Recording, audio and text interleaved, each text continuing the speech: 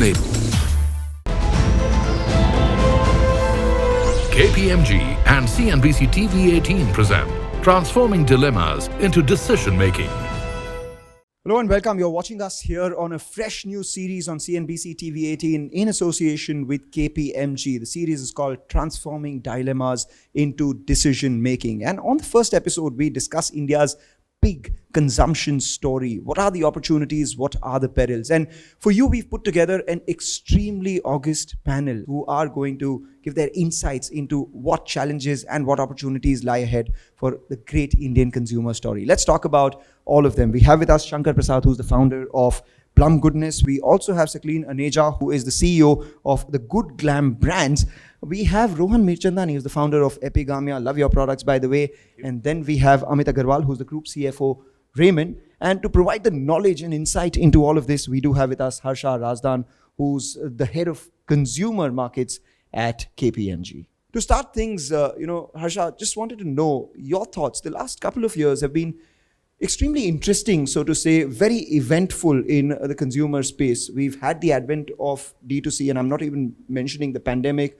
We've had a lot of things change, and then as soon as the pandemic waned off, there was this massive inflation that took over as well. How do you see things stabilizing now? What are the opportunities? What are the risks? The biggest thing I think that we are have begun to focus with a lot of gap in the market is around the customer experience. Our understanding of consumers has changed rapidly over the last 3 odd years. In fact, we've just come out with a big research that we've done across 85 odd countries and about 300 odd brands. And we said, what the research said was that about $200 billion of uncaptured money lying on the table because of poor customer experience. So that says a lot. I think we've done a lot, but there's enough to be done from our perspective. So I think if we stay focused on the consumer, focus on the experience that we provide our consumers, there's going to be a big plus for us as we go forward. Can you give us examples? Sakleen, if you can tell us, something that you tweaked in your platforms, etc., your entire consumer experience, and that led to a big growth? I think for a direct-to-consumer company, you actually have a direct relationship with your consumers. From the minute they read your content to them experiencing your brand and then finally buying it on an app or a website. So even through MWeb, which is really how a large part of transactions happen. I think in our consumer journey, there are various intervention points, whether it's about incentivizing consumers to try a brand where there may be a risk associated with trying a new brand. Or for that matter, it is experiential retail or experiential trying through virtual try-ons. Because the single biggest barrier for a beauty and personal care company is how do you get consumers to break inertia to try a new brand? And I think in that regard, aspects like virtual try-ons really make it easier for consumers to click a button, see what it looks like, and then try the brand. Well, let's stick with that itself. I mean, how do you manage the channels that you have, the partnerships, etc.? Because you're not only a D2C player now, you are an omni-channel player, much before a lot of the other D2C players went omni-channel. Your thoughts? I think today going multi-channel or omni-channel have almost become a necessity because the D2C consumer, the ones who buy from the brand.com, I think for most brands, the total percentage of revenue is somewhere in the 15 to at best 30% range. There is still a 70% that is left to be captured, whether it is online marketplaces or other retailers. That's number one. Number two, even in a category like beauty, which has thankfully for people like us, online adoption has been great. Even so, I think the offline market still accounts for about 85%, 80 to 85%, depending on what number you believe, that still exists there. So it is almost a no-brainer that you will, and in other categories, it's probably even higher. So it's a no-brainer that you're going to be present across channels. I think the key things to solve for when it comes to channels is customer experience, number one, which should be uniform across. And I think price parity is another thing that a lot of people struggle with, given that online, for some odd reason in India, is very discount driven. So that's the other thing to solve for. So I think if you solve for these two, and then of course the execution on the offline bit, you're set for better things to come. A lot of people think that new age companies have unlimited of what you guys have limited of. That's capital. So for a company like yours, which has presence across categories, you have on the one end real estate, to the other you have ready-made garments, you have fashion, you have skincare, FMCG, etc. All of that. how do you decide on allocating capital, and how much, is there a thumb rule? I mean, how much goes into capacity building, how much goes into channel building, how much of that goes into wholesale, retail, how much of that goes into, e-commerce, etc.? Oh, absolutely. I think for us, very important is every business which we have today has their independent P&L and a cash flow. So they manage the cash flows on the basis of the strength which they have. As far as the broader capital allocation for us is concerned, we know some of the businesses have a faster growth. For example, FMCG, we are driving a big growth, so we will put money behind that. As far as the channel is concerned, you see today the digital or a brick and mortar store, it goes hand in hand. You cannot have a brick and mortar store where you do not provide the omni-channel capability. You have to provide. And for us, we have been running the brick and mortar store since 1958. We opened up first store in Ballard Street in Mumbai. And from there, we know very clearly that shopping is an experience. When people come for shopping, they come with their families. For example, for weddings, they want to see, drape the cloth and see how it looks. They come with a family. They don't come alone. So therefore, what happens is online during the COVID, you saw a big emergence of people coming on the online. But after the unlock, you see the shops have been full. We have seen the ticket prices have gone up so much because people want to get an experience. And they spend at our stores. They spend more than 2 hours sometimes in shopping. And that is a testimony to say that the brick and mortar is there. And as you rightly said, that a lot of people are still going to come to the shops, and online for us in the apparel, which is more like a branded, around 12 to 14% people buy on a online. Rest people come to do an offline brick and mortar store. Your thoughts, because everyone else is talking about the omni-channel experience, everyone's talking about the traditional brick and mortar stores, all of that. In your case, the biggest experience that people have is the mouthfeel of the product. That's number one. And the second one, it is also now your prevalence on Q-commerce is probably the most out here among the panel. How do you navigate through those things?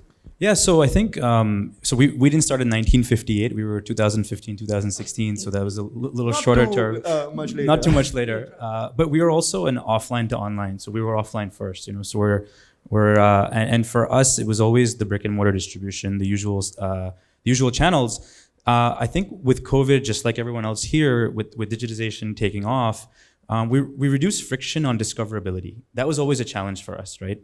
How do we get people to even hear about us, know that we exist?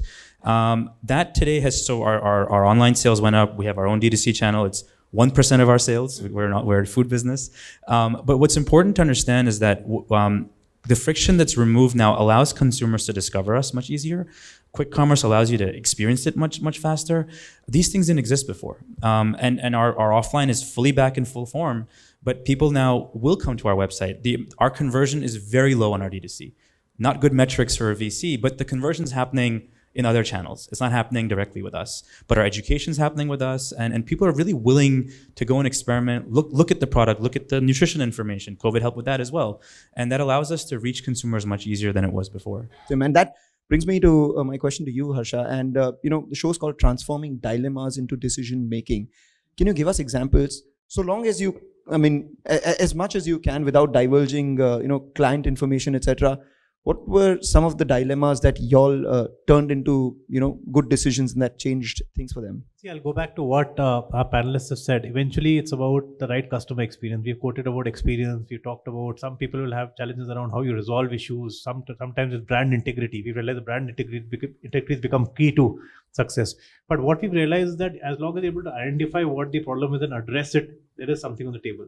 We've been working with clients. The recent one was a gadget player where just adjusting things on their website and getting things right from a customer experience got to a 40x kind of a change. So it was so bad, I would say, before that. And I think it can happen to every client. It can be small things, it can be big things.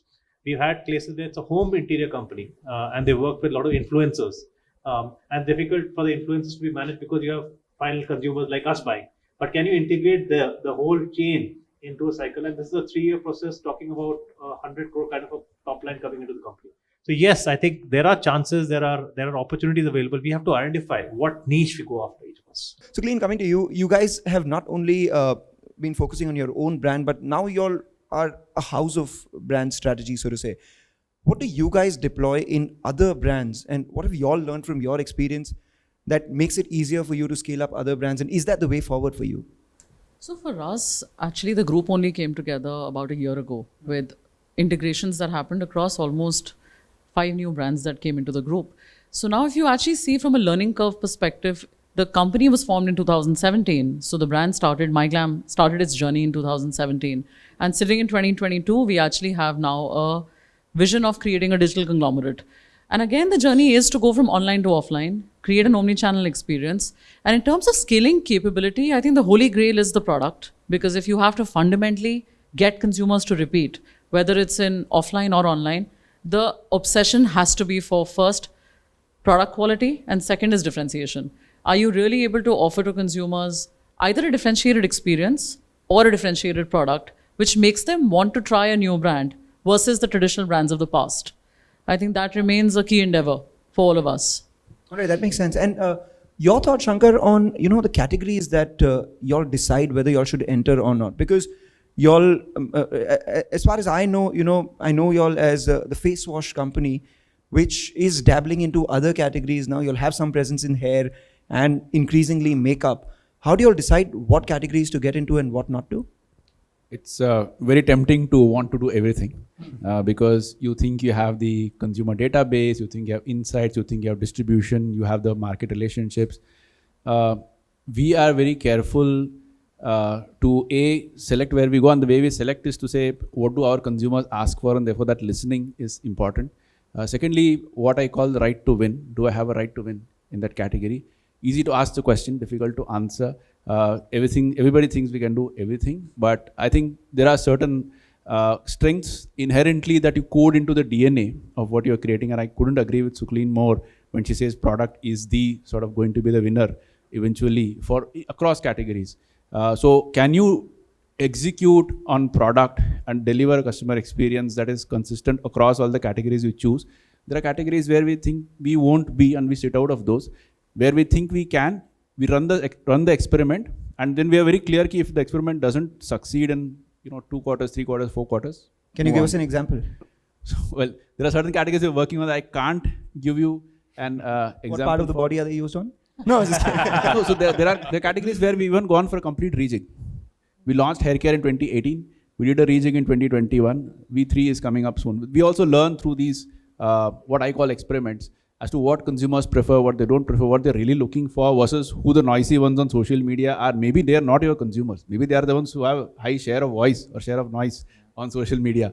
So we have to really use data as much as possible, coupled with insights to figure out what works for us as a brand. And I think it's important for every founder, every team to realize that each brand has its own journey. You can't be copying what somebody else is doing because they became big in category Y, I start doing category Y too. So that doesn't work. Amit, you're viewed as a traditional business. I just wanted to know 2 things from you. One, how savvy are you when it comes to deploying data analytics and the new age techniques, so to say, to improve your business? And secondly, for a business that is viewed as a legacy brand, my father wears Raymond, my grandfather wears Raymond, is a complete man, etc. But now I don't want to wear that. How do you stay relevant to the Gen Z, Gen Alpha? Millennials are old now, so yeah. No, absolutely. I think for us, this is a big focus, and that is why we are coming up with the new lines. For example, on the shirting side, we have launched that Vibes collection, which is very, very vibrant. Similarly, on the suiting side, we have taken some of the colors which people would think, oh, really, can you wear that? In a traditional world, you would not wear. The designs which we are launching, I think that is one big shift which we are doing. As far as the digital, I think today it is a part of life. You have to be using this technology, and we are investing big in the technology. Like all our EBOs now are omni-channel. So you can buy anywhere and give it back, get it altered and such things. So that is one we are doing. Third thing, we are also using a lot of digital technology in our supply chain, because we are selling close to 50 million meters of fabric. In this, with so many SKUs, if you deploy the digital thing, you can reduce your inventory, the availability of the product to the customer. You can bring faster the fashion, because at the end of the day, the young people want a faster fashion. Can you quantify the improvement that you've seen? in the number of inventory days reduced, in the number of... Absolutely. So if you look at it in terms of inventory days, we have cut down by almost 15% inventory number of days by using technology. And we have still a path to go. We have not implemented all the stuff which we want to implement. So we see a huge opportunity for us. Plus the availability of the product with the customer. Maybe I might have missed some sales, which tomorrow it could be available at our stores or on the online place. That would make our sales grow faster. All right, hold on to that thought. We'll just take a short break, come back and discuss a lot more with all these guys that we have.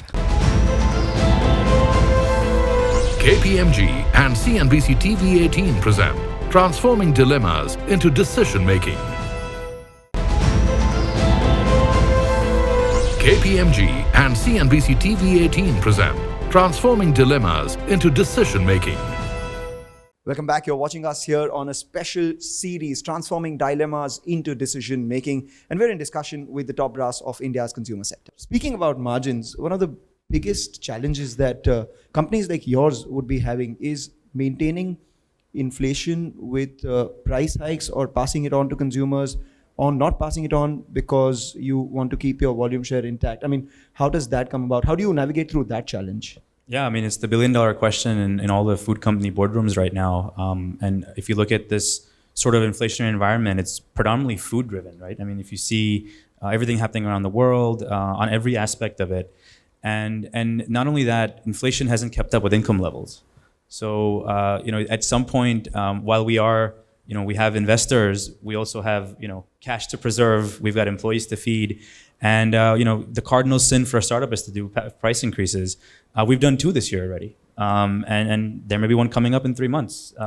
It's tough. It's very tough. But I think for us, given where the environment is, given everything happening, it's very important to protect our margins. And if that means, doing our best, we don't want to do the old school way of 100 grams becomes 98, becomes 93, becomes 85, and at some point you're not selling anything. So I think we have to be intelligent about it. And what we do is we stay authentic. We tell our consumers, this is the problem. Milk costs were 32 rupees a liter last year. They're 40 rupees a liter this year. Can't do anything about it. We'd love to do something about it. We can't do anything about it. In the minute, and so the question's been asked, well, what if it comes down? I said, I'll pass it off to you immediately. We may not reduce our MRP, but we will pass that discount. That's my commitment. And I think in this environment where we live today, there's really, your hands are tied. There's nothing you can do.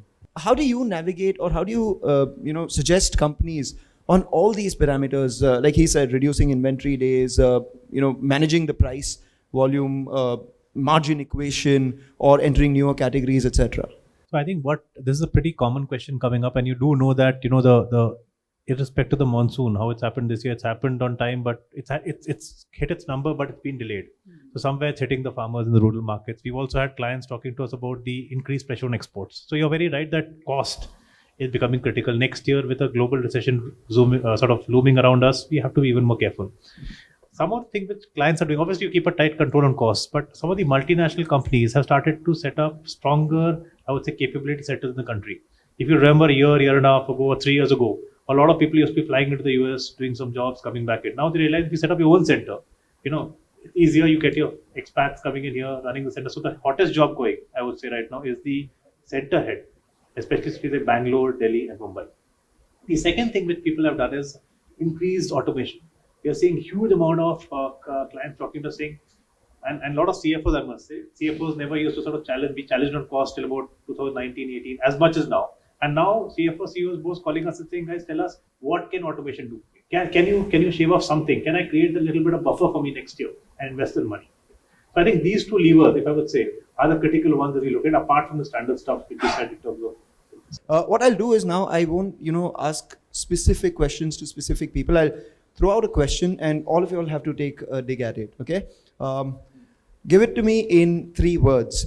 How do you retain your customers? Quality, ease, and experience. All right, let me now specify, what have you done in your company? 3 things that have helped in customer retention. I would say innovation. Definitely differentiated experiences and convenience. So for me, first is honesty. Honesty, I think, has played a big role for us. R&D, I guess, innovation in that sense, because we are a product company, and quality as well. I mean, those are the three. Amit? So for us, trust in the product, quality is given, and availability of product at different price points. So for us, it's about experience, the experience that clients have with us. The second would be integrity of the brand. What you stand for, clients should experience the same thing. And lastly, but not least, I'll say is the whole thing about resolution. You know, if they have a challenge, we have the guts to resolve the problem for them.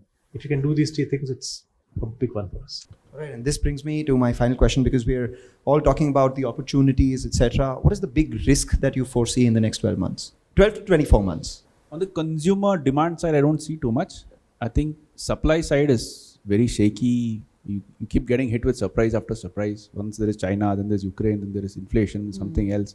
So the number of surprises, the supply side is throwing up. I hope it actually settles down, because it's been quite, ever since COVID, it's been a supply chain, officer's nightmare to run a supply chain here. So I think that's something I hope it settles down, doesn't create more risks. How about you? Oh, I totally second that. Supply chain disruption for sure. And I think commoditization of brands is something that I definitely worry about. What do you think would be a big risk for you? Yeah, so for me, it's customer acquisition costs now, because you're not just playing with the typical acquisition, you're also building in inflation into that. So even if a consumer is attracted to your product and you have to pass on price increases, there's a challenge there if price increases aren't keeping up to income levels. So acquisition costs for me. Amit?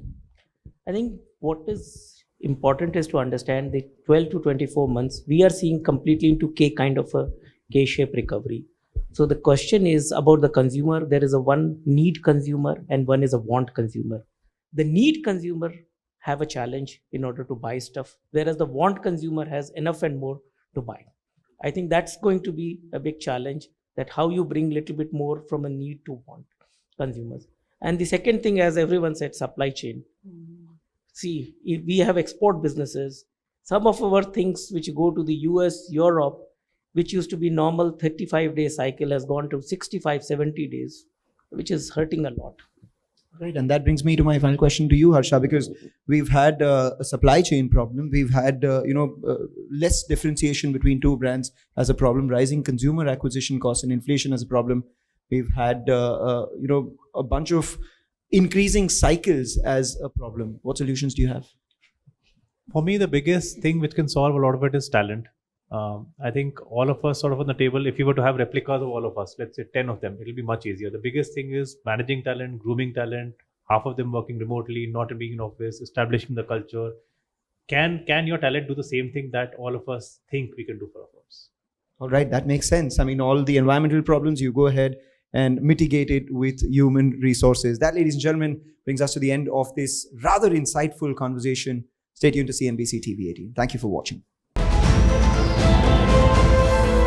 KPMG and CNBC-TV18 present Transforming Dilemmas into Decision Making.